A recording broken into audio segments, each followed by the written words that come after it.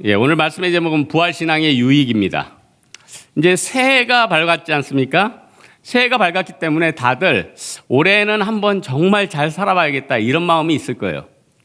혹시 이 중에 올해는 이제 끝났다, 대충 살겠다 이런 마음을 가진 분은 한 분도 없을 거예요. 왜냐하면 이 자리, 예배 자리에 나왔다는 자체가 하나님 앞에 우리는 예배를 드리겠다, 잘 하겠다 이런 거 아니에요?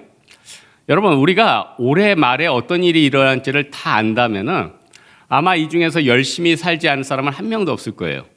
우리는 미래를 모르니까 때로는 낙심도 하고 좌절도 안 되는 거예요. 그러나 미래를 알고 올 말에 어떤 일이 일어날지를 알면은 다들 열심히 살지 않겠어요? 근데 우리 예수 믿는 사람들은 미래를 아는 자들이에요. 왜냐? 우리는 하나님께서 인도하시는 그 발걸음을 믿고, 그게 또 믿음 아니겠어요? 또 우리는 죽음 이후에 부활이 있다는 것을 믿어요.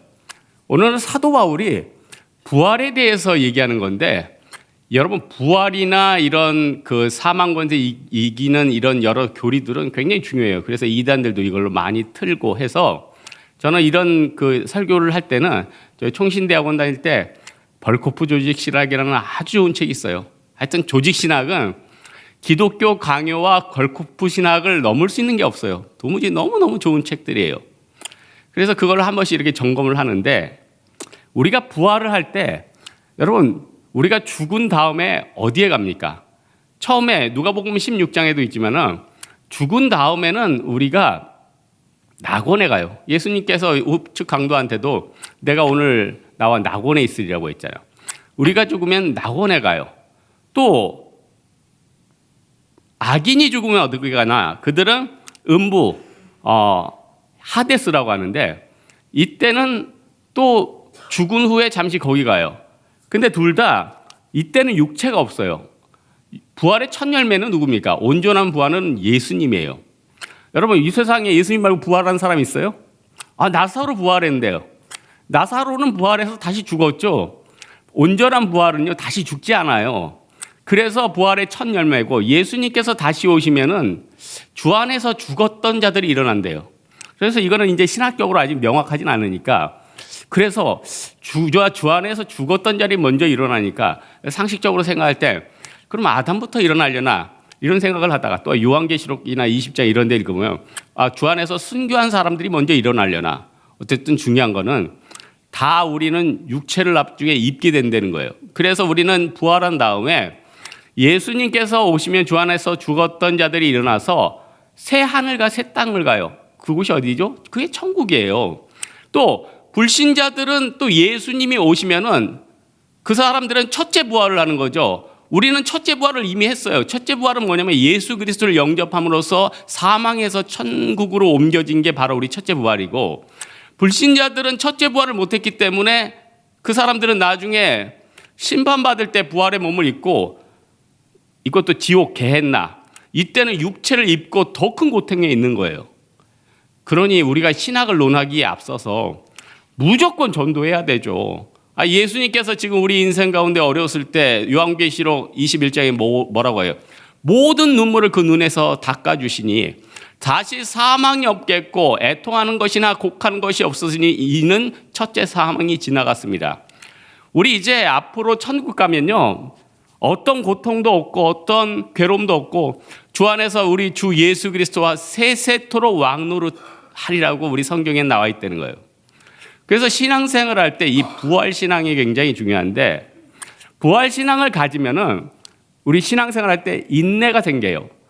우리가 말은 환난은 인내는 연단은 소망을 이제 우리가 알미님이라, 소망이 우리를 부끄럽게 하지 않으면 우리에게 주신 성령으로 말미암아 하나님의 사랑이 우리 가운데 부음받음이니, 말은 말씀을 늘 묵상하고 있는데 인내하기가 쉽냐는 거예요. 인내가 얼마나 힘들어요. 하다가 금방 꼬꾸라뜨리지 않아요? 여러분, 지금 연초에 각종 헬스장 학원 가봐요. 사람들이 바글바글해요. 올해는 잘하겠다고 난리예요. 지금 올해부터 하다가. 그러다가 한 보름만 지나보세요. 뚝 끊겨요. 다음 달 보세요. 다 언감성진. 한 중반만 넘어가면 또 포기. 여러분, 사람이 뭐 하다가 포기하기 얼마나 쉬운 게 우리 자신들입니까? 그러나 부활신앙 있는 사람들은 포기하지 않아요. 왜냐하면 너희 속에 착한 일을 시작하신 이가 그리스도 예수의 날까지 이루실 줄 확신하는 분이 이 믿음이 있거든요. 그래서 현대 개신교의 신학의 아버지라는 선교의 아버지라는 윌리엄 캐리도 인도 벵갈에서 선교할 때 7년 동안 개신자가 한 명도 없었어요. 7년째 됐는데 한 명. 그리고 나중에 사역하다가 또 화제가 나가지고 번역한 책들 다 타고 그때 하나님이 어떤 은혜를 주셨어요. 많은 사람을 통해서 다시 한번 복구하게 하고 그 이후로 600명이나 되는 진짜 순수한 크리스찬들을 세례주고 변화시키는 그런 일을 했다는 겁니다. 여러분 세상에 우리가 목매면서 살지 않습니까? 윌리엄 캐리가 했던 모토가 뭐냐면 하나님으로부터 위대한 일을 기대하라. 하나님을 위해 위대한 일을 성취하라. 여러분 하나님을 위해서 좀 위대한 일을 좀 할 생각 없습니까? 아니 솔로몬이 그렇게 일을 많이 했는데 나중에 전도서 고백이 뭐예요? 헛되니 모든 것이 없대도다. 해에 있는 수고가 무엇이 유익한 거? 해는 떠서 해는 지되 그 떴던 것으로 돌아가고 바람은 남으로부터 북으로 불고 북으로 돌아가 이리 돌며 저리 돌며 그 불던 것으로 돌아간다. 해 아래 새 것이 어디 있겠느냐? 솔로몬의 말 아니에요? 그리고 12장에 어떤 얘기를 합니까? 너는 청년의 때 곧 내가 아무 낙이 없다고 할 해가 가깝기 전에 너희 창조자를 기억하라. 지금 여러분의 나이에 상관없이 누구를 기억해야 됩니까? 창조자를 기억해요. 저는 이미 낙이 없는데요. 저는 아침이면 밤을 생각하고 밤이면 아침을 생각하는 나이입니다. 밤에 잠도 안 옵니다. 그러시는 분 계십니까? 그러나 그리스도 예수 안에 있으면은 날마다 새로운 거예요. 새로운 피조물이에요. 여러분 우리 하나님께서 우리에게 어떤 소망을 주셨습니까? 여러분 세상에 좀 소망이 있어야지 살지 않아요? 술, 담배에 목을 거는 사람들도 거기에 소망이 있으니까 그거 아니에요? 어떤 분이 그래요. 7년 동안 금주를 한 상태래요. 7년 동안 금주를 했더니 돌아보니까 7년 동안 옛날에 술 먹었을 때 그 기쁨을 한 번도 느낀 적이 없대. 저는 의외의 답변.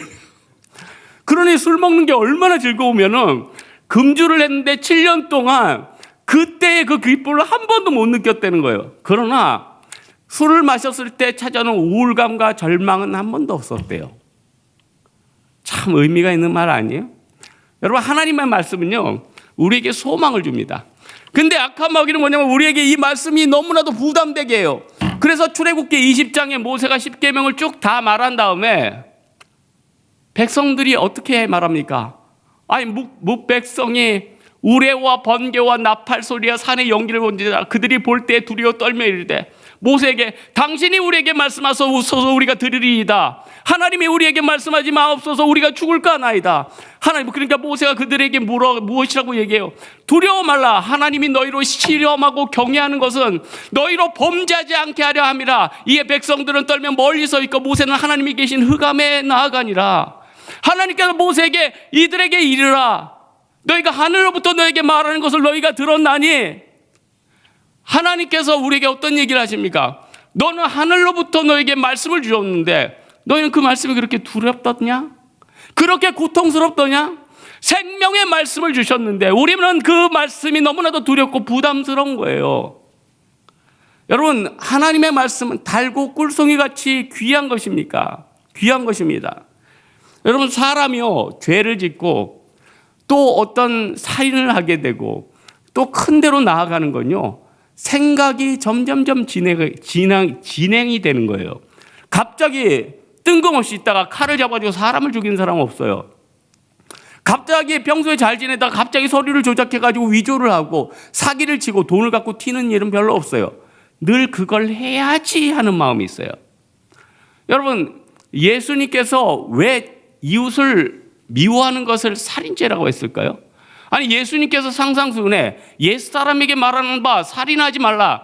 살인을 하면 심판을 받게 되리라는 것을 너희가 들었으나 나는 너희에게 이르노니 형제에게 대하여 노하는 자마다 심판을 받게 되고 나가라 하는 자는 공의에 잡혀가게 되고 미련한 자라는 나는 지옥불에 들어가게 되니라. 그러므로 네가 예물을 제단에 드리려다가 내 형제에게 원망될 만한 일이 있거든 예물을 제단 앞에 두고 내 형제와 화목하라. 또 너와 길에서 너를 고발하는 자와 있을 때 급히 사와라. 그가 너를 재판관에게 내어주고 재판관이 옥리에게 내어주고 너를 감옥에 가둘까 염려하라. 결과가 내가 한 푼이라도 갚기 전에는 거기서 나오지 못하리라. 왜 이런 말씀했어요? 우리의 죄나 연약한 것들은 마귀를 통해서 진행이 된다는 거예요. 점점점. 그러니 헌신도 마찬가지죠. 오병이어를 드린 소년이 어렸을 때 오병이어를 드렸으니까 나중에는 삭개오처럼 토색한 것에 4배를 갖고 자신의 전 재산을 예수님 앞에 던질 수 있는 거예요. 순교도 아무나 합니까? 평상시에 사도 바울처럼 나는 날마다 죽노라 오늘 본문에 고백이 있어야지 나중에 그것도 순교도 하게 되는 거예요. 또 나중에 어떤 물질을 뚝 잘라가지고 하나님 앞에 드리는 것도 평상시에 내 재물과 모든 것을 하나님 앞에 시간과 물질을 드려야지 나중에 드릴 수 있는 거예요. 그래서 부활신앙을 가진 사람들은요, 마음의 기쁨을 느껴요. 제가 아까 술 얘기를 했지만은 어떤 법의학자들이 이런 얘기를 해요. 사람이 누구를 죽이고 감옥에 가면 그 사람이 감옥에서 그 살인을 후회하고 회개하는 마음을 가지면 좋을 텐데 상당수 많은 사람들이 그곳에서 더 이상 살인을 할 수 없고 더 이상 죄를 짓지 못해서 그것 때문에 안절부절한대요. 이거 마귀가 잡고 있는 것 아닙니까? 마귀가 잡고 있는 거 아니에요? 여러분 소설 삼국지라고 있죠. 저는 삼국지 진짜 많이 봤는데 소설 삼국지 보면은 물론 이제 진짜 삼국지 배경에 한 1000년 있다가 쓰여진 소설이지만 이게 실제가 6이고 허가 4다 뭐 6대 4다 뭐 이런 얘기들 많이 해요. 근데 그 삼국지 내용에 보면 초반에 여백사의 죽음이라는 유명한 살인 사건이 있어요. 그게 뭐냐면 조조가 힘을 갖기 전에 그 동탁한테 쫓겨가지고 도망을 다녀요. 그러다가 숨을 곳이 없으니까 자기 아버지의 중마고우인 여백사를 찾아가요. 그래서 숨겨달라고 그래요. 그러니까 아버지가 자기 친구의 아들이 왔으니 얼마나 잘해주겠어요. 그래서 조조에게 이런 얘기를 합니다. 내가 옆에 마을에 가가지고 새술을 사올 테니까 자네는 여기서 좀 쉬시게. 그러면 사람을 믿는 사람은 우리 아버지 친구니까 날 도와주겠지 이렇게 생각하는데 항상 마음이 꼬인 사람은 어떤 생각을 합니까? 뭔가 나를 해야지 않을까 이런 생각이 늘 있는 거예요. 악한 마귀가 그 사람을 주관하면은 늘 다른 사람은 나를 공격한다고 생각해요. 그래서 그 아버지 친구가 술을 구하러 간 사이에 부엌에 무슨 쓱쓱 칼 가는 소리가 돼요. 귀를 대서 들으니까 이놈을 묶고 죽이자 하는 거예요. 그래서 조조가 생각했죠. 이놈들이 나를 관가에 신고하고 그 아들들이 칼로 나를 묶고 죽이려 하는구나. 칼을 빼가지고 그 안에 들어가지고 그 여백사 아들들 3명인지 4명을 그 자리에서 다 죽였어요. 근데 앞불사 옆에서 꿀꿀꿀 하는 소리가 들려요. 돼지가 한 마리가 손이 묶이고 발이 묶인 거예요. 다 발인가요? 어쨌든 조조를 대접하려고 묶어넣어서 이 돼지를 잡으려고 했는데 이 조조는 자기를 죽인다고 생각하고 그 가족을 다 죽인 거예요. 그리고 나서 도망을 가죠. 근데 여백사가 새술을 가지고 돌아와요. 조조 자네 왜 나왔는가? 우리 가족과 함께 이 술을 먹게. 그때 조조가 일이 있다고 하면서 가요. 그러다 길을 돌이켜요. 그리고는 여백사를 마저 죽여요. 그리고 옆 사람한테 어떤 얘기를 합니까? 이 노인이 살아있으면 자기 아들들의 원수를 갚으려고 나를 찾아올 것이야. 그러니까 후환은 없애야지. 여러분 마음이 틀려있고 살인하는 사람들은요. 이 살인의 추억이 있는 겁니다. 그래서 로마서 3장이 인간의 이런 마음을 어떻게 얘기합니까?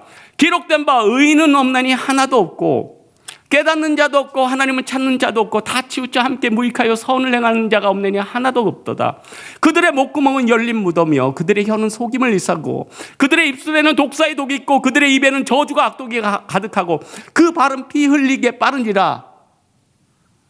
모든 삶이 이런 삶이에요. 평생 이렇게 삶 살다가 영원한 지옥불로 떨어지는 거예요.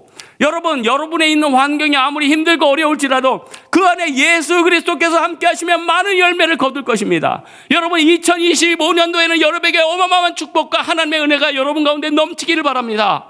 분명히 있을 것입니다. 아멘도 없네요. 내 믿은 대로 될지어다.